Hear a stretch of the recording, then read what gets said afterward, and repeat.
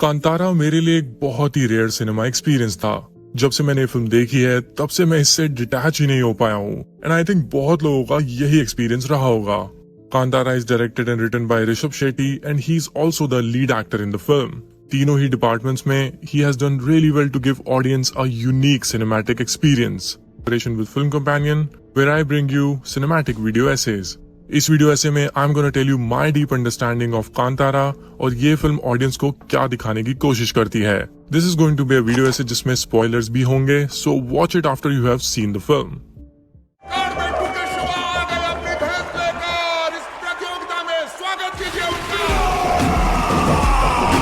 सो सबसे पहले बात करते हैं फिल्म में दिखाए गए लॉर्ड शिवाजी के रेफरेंसेस की। अगर आपको नहीं पता है तो इस फिल्म में लॉर्ड शिवा को लेके बहुत ज्यादा रेफरेंसिंग है।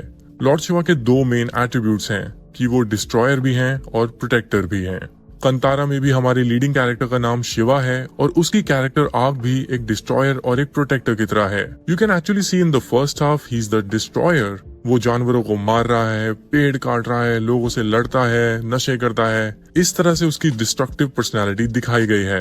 वहीं दूसरी तरफ जब उसके कैरेक्टर का ट्रांसफॉर्मेशन होता है हम सब देखते हैं कि कैसे वो फिर एक प्रोटेक्टर बन जाता है। दिस फैक्ट क्लियरली सजेस्ट कि ऋषभ शेट्टी के कैरेक्टर का नाम शिवा क्यों रखा गया है। अगर मैं आपको एक और लॉर्ड शिवा जी का रेफरेंस दूं तो फिल्म में दिखाया जाता है एक ट्री हाउस। उस ट्री हाउस का नाम भी कैलाश रखा है। इसी तरह लॉर्ड शिवा के घर को भी कैलाश पर्वत कहा जाता है। In my opinion this is a clear referencing to lord Shiva and there are so many details in the film जो ये चीज प्रूव करती है। Now let's decode the philosophy of the film, human versus nature.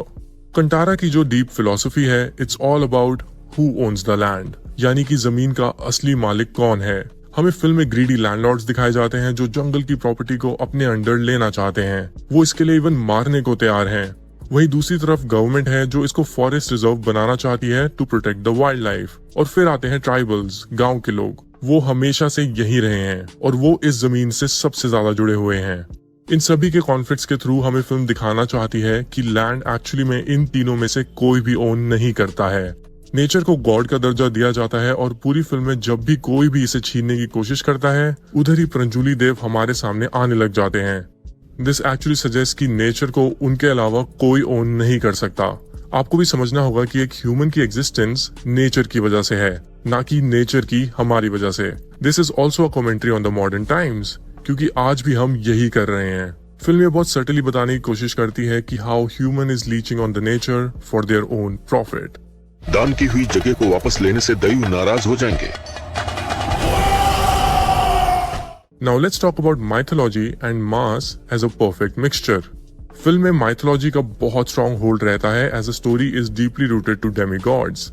Rishabh Shetty ने इसी concept को एक mass film narrative के थ्रू अडैप्ट किया है। If you closely see, Kantara is a mass film in every way. It has the hero fighting with 10 people at a time. Film में comedy है, slow motion वाली entry है, emotions हैं और एक ऐसा क्लाइमैक्स है जो सब कुछ एलिवेट कर देता है। It actually made me think कि हम मास फिल्म्स को इस तरह से भी बना सकते हैं, where the core story is deeply rooted.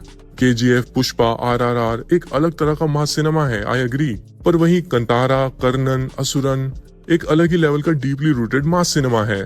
I would absolutely love to see more flavors of mass cinema in the future. And I really hope कि हिंदी सिनेमा भी अपनी गेम अपलिफ्ट करे मास फिल्म्स को बनाने में।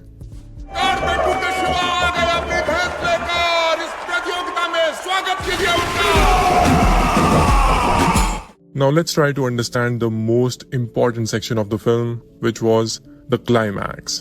जिन्होंने भी फिल्म देख ली है आप सब जानते होंगे कि इसका क्लाइमैक्स कितना अमेजिंग है। It literally gave me goosebumps. और जिस तरह से ऋषभ शेट्टी ने उन 15 मिनट्स में एक्टिंग की है, टोटली माइंड ब्लोइंग।